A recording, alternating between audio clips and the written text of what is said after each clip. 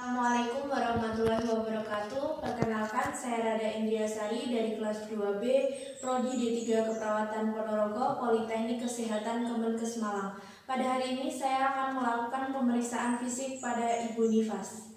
Selamat menyaksikan. Pemeriksaan fisik pada Ibu Nifas adalah sebuah pelayanan kesehatan standar yang dilakukan setelah 6 jam sampai 42 hari setelah ibu mengalami persalinan. Tujuan dari pemeriksaan fisik pada Ibu Nifas ini adalah mendeteksi adanya komplikasi yang terjadi pada Ibu Nifas, kemudian mencegah perdarahan pada masa nifas karena adanya atonia uteri, kemudian memastikan involusi uteri berjalan dengan normal, kemudian memastikan ibu dapat menyusui dengan baik dan tidak memperlihatkan tanda-tanda adanya penyulit. Indikasinya yaitu diberikan kepada ibu pasca persalinan mulai dari 24 jam sampai dengan 6 minggu. Untuk persiapan alat-alatnya yaitu ada beberapa. Ada sfigmomanometer, kemudian stetoskop, kemudian ada bengkok, yang kemudian ada juga kom yang berisi dengan kapas sublimat atau DTT, kemudian ada bak instrumen yang berisi handscoon, dan juga ada larutan klorin 0,5%. Untuk yang pertama yaitu persiapan pasien. Yang pertama tindakannya yaitu kita menyapa pasien dengan ramah. Selamat pagi Ibu, perkenalkan saya perawat Rada. Pada hari ini saya akan melakukan pemeriksaan fisik pada Ibu. Setelah melakukan tindakan tersebut, selanjutnya yaitu kita memberitahukan bagaimana tindakan yang akan dilakukan dan kita melakukan informasi kepada pasien mengenai tindakan tersebut. Tindakan ini akan dilakukan selama kurang lebih 30 menit ya Ibu. Saya harap Ibu kooperatif selama saya melakukan tindakan.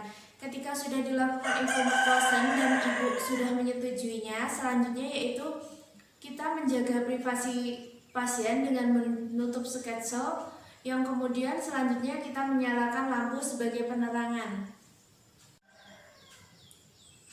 Untuk tahap kerjanya, yang pertama kita mencuci tangan.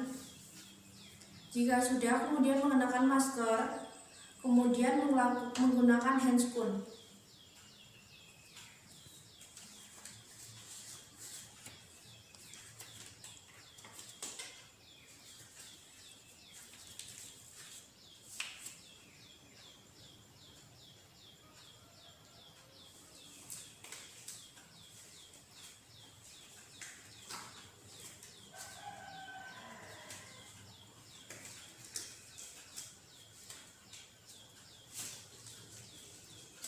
Nah, untuk tindakan yang selanjutnya dilakukan yaitu adalah pemeriksaan tanda-tanda vital, dimulai dari pemeriksaan suhu yang dilakukan dengan memasang termometer pada ketiak ibu. Kemudian sambil melakukan pemeriksaan suhu, kita lakukan pemeriksaan tanda-tanda vital. Yang selanjutnya yaitu pemeriksaan tensi.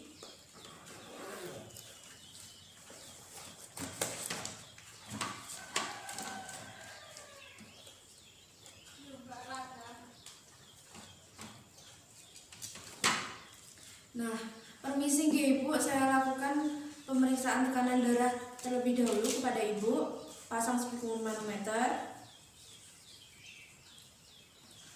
Nah, kemudian kita lihat tekanan darahnya. Jika sudah, langsung rapikan alatnya.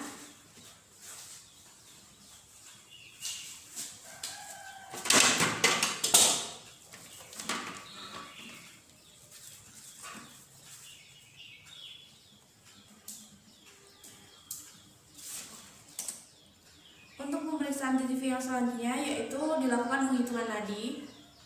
Sambil melakukan penghitungan nadi, kita periksa bagaimanakah pola nafas ibunya. Tapi dalam hal ini kita gunakan cara tanpa diketahui oleh ibu. Jadi selama kita menghitung nadi, kita amati nafasnya tanpa diketahui oleh ibu tersebut. Jika sudah, kemudian lepas termometernya. Kita akan kembali. Untuk pemeriksaan yang selanjutnya dilakukan yaitu pemeriksaan muka pada ibu. Hal ini dilihat dari bagian mata. Terlebih dahulu dilihat pada bagian konjungtiva apakah terlihat anemis atau tidak. Kemudian pada bagian sklera dilihat apakah ada ikterus atau tidak. Kemudian dilihat pada bagian muka menyeluruh yaitu apakah ada edema atau pembengkakan atau tidak. Nah, untuk tindakan yang selanjutnya yaitu melakukan pemeriksaan payudara. Dilakukan dengan cara membuka baju pasien. Nah, sarankan untuk pasien meletakkan lengan tangan kirinya itu berada di atas kepala. Kemudian kita palpasi bagian payudara dari bagian paling bawah, kemudian menuju ke bagian ketiak. Dalam hal ini diperiksa apakah terdapat adanya massa ataupun benjolan dari payudara tersebut. Jika sudah, lakukan hal ini pada bagian yang sebelahnya masih dengan cara yang sama, yaitu letakkan lengan tangan kanan di atas kepala, kemudian palpasi dari bagian bawah sampai menuju bagian atas lalu ke ketiak. Hal ini dilakukan untuk memeriksa apakah adanya benjolan, massa atau tidak. Untuk tahap selanjutnya, pemeriksaan pada bagian abdomen. Dilihat apakah terdapat bekas luka jahitan jika memang melalui operasi.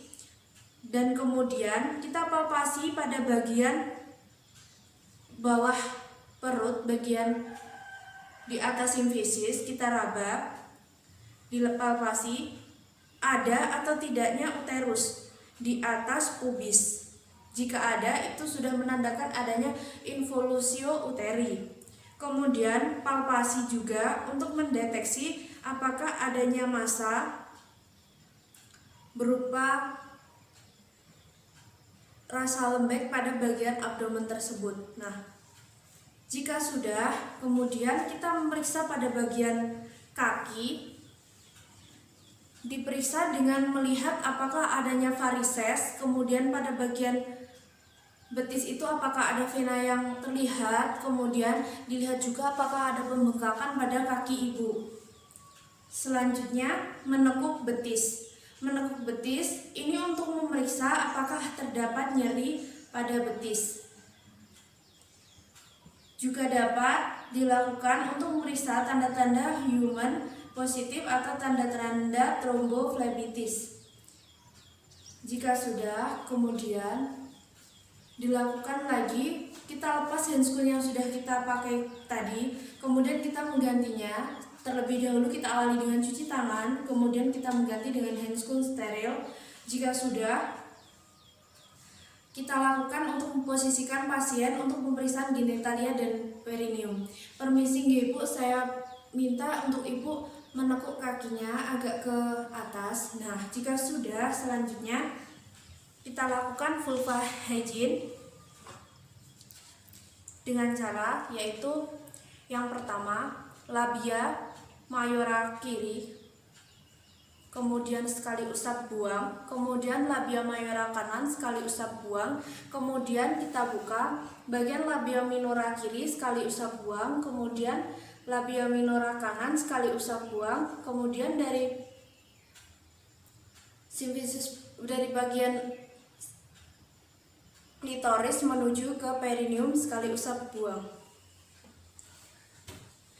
Dalam hal ini juga kita perhatikan dari keluarnya lokea itu kita perhatikan yaitu adanya bau, kemudian warna dan konsistensinya. Kemudian pada bagian perineum kita periksa apakah terdapat bekas jahitan atau tidak. Jika ada, bagaimanakah bekas jahitan tersebut? Apakah nampak kembali dengan baik atau terdapat tanda-tanda infeksi?